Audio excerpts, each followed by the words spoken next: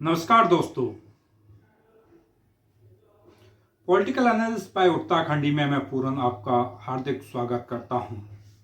दोस्तों, one subscriber one vote में आज मैं बात करने जा रहा हूं उत्तराखंड में बन रही है त्रिकोणीय विधानसभा के नेतृत्व करने वाले तीनों पार्टियों के लीडरों के बारे में, यानी हरदा वर्सेस पुष्करदा वर्सेस अजयदा। हरदा यानी हरीश सिंह रावत कांग्रेस के कैंप को लीड कर रहे हैं, वहीं पुष्करदा यानी पुष्कर सिंह धामी जी भारतीय जनता पार्टी के युवा नेतृत्व के साथ लीड कर रहे हैं। वहीं अजयदा यानी अजय कोठियाल जी आम आदमी पार्टी का उत्तराखंड में नेतृत्व कर रहे हैं। क्या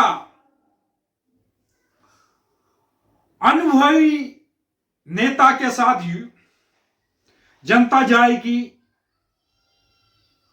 या फिर युवा जोश के साथ जनता जाएगी, या फिर तीसरे भारत के सैन्य अभियान में रहे एक सैनिक अधिकारी के नेतृत्व को उत्तराखंड की जनता स्वीकार करेगी।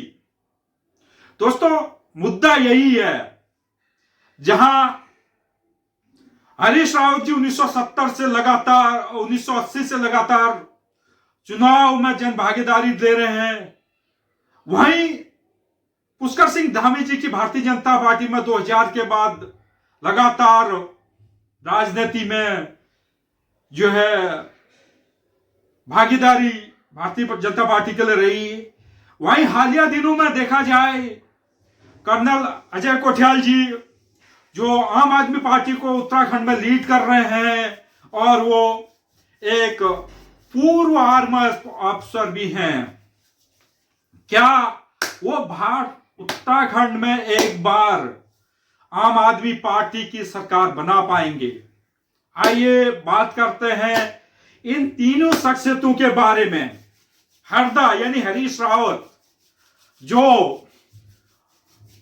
पहाड़ों में मडुए की रोटी भी खाते खाते दिखे थे पिछले 5 सालों में, और उत्तराखंड के टूरिज्म को भी प्रमोट करते हुए देखे थे, और उसी के साथ साथ वो हर बार भारतीय जनता पार्टी की नाकामी को भी गिनाते रहे।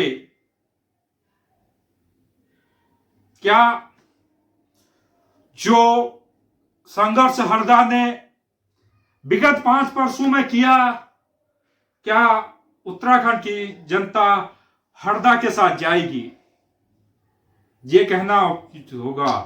जिस तरह से चुनाव अभियान यानी पहले हफ्ते में ही चुनाव का कर्फ्यू लगा दिया गया है, ई प्रचार ई कैंपेनिंग ही करने की परमिशन दी गई है, वहीं यह देखा गया है कि कुछ नेता पहाड़ में जोर शोर से प्रचार डोर डोर कैंपेनिंग कर रहे हैं। हालांकि कांग्रेस ने अभी तक अपने कोई प्रतिनिधियों की सूचना जारी नहीं की है। हो सकता है 12 तारीख को बुधवार उत्तराखंड के सभी विधानसभाओं के विधानसभा सूची रिलीज कर दी जाए कांग्रेस की तरफ से। उसके बाद बात करते हैं जी भारतीय जनता पार्टी, जिसकी प्रदेश में सरकार है, जिसने हाल ही में युवा नेता और कुमाऊं की शान कहे जाने वाले पुष्कर सिंह धामी जी को उत्तराखंड का सीएम नियुक्त करके उन्हीं की अगुवाई में उत्तराखंड में चुनाव लड़ने का अभियान शुरू किया है। क्या धामी जी इस मीत को तोड़ने में सफल होंगे? जो सिटिंग मुख्यमंत्री होता है वो उत्तराखंड में कभी भी चुनाव नहीं जीत पाया। उनके लिए सबसे बड़ी चुनौती है अपनी सीट को बचा पाना। क्या वो खटीमा से तीसरी बार विधायक बन पाएंगे?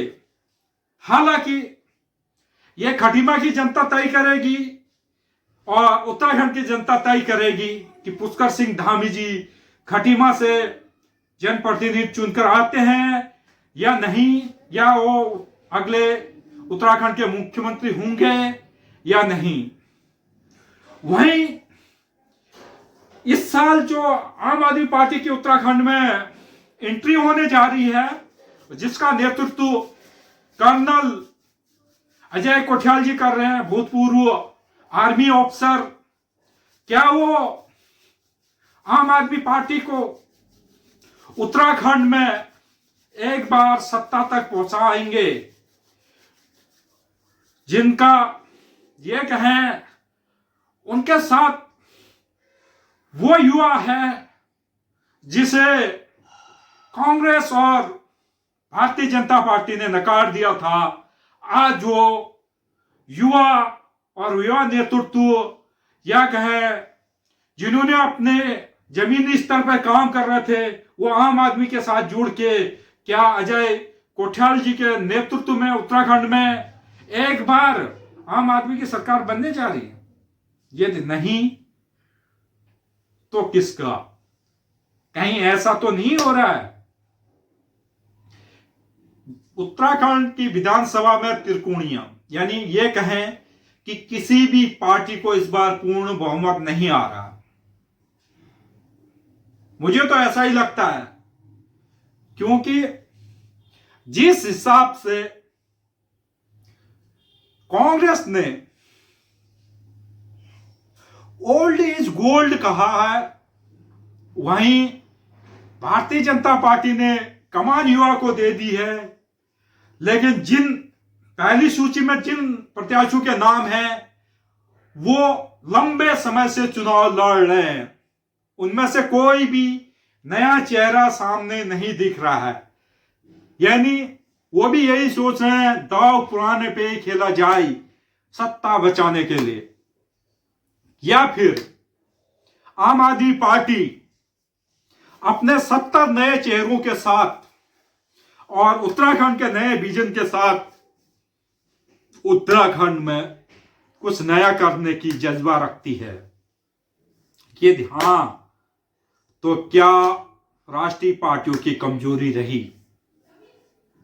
क्या हरदा की कमजोरी रही? क्या पुष्करदा की कमजोरी रही? क्यों लोग आज जो है महज 10 साल पुरानी पार्टी की ओर आकर्षण हो रहे हैं? चाहे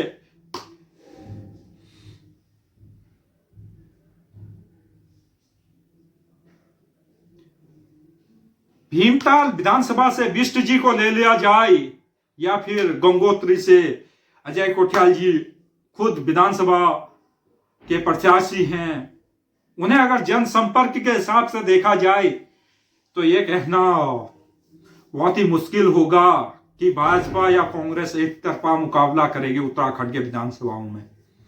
निश्चित ही जिस पार्टी ने अपनी विचारधारा और अपने संकल्प पत्र के साथ काम किया, जो उत्तराखंड के मूल मुद्दे हैं उनमें ही चुनाव लड़ा, तो लगता है वो ही उत्तराखंड में सबसे बड़ी पार्टी के रूप में उभर कर आएगी। दोस्तों, यदि मेरी वीडियो आपको अच्छी लगती हूं, जिस तरह से मैं प्रवक्ता या विश्लेषण कर रहा हूं, तो प्लीज मेरे चैनल को लाइक, शेयर एंड सब्सक्राइब करें। धन्यवाद।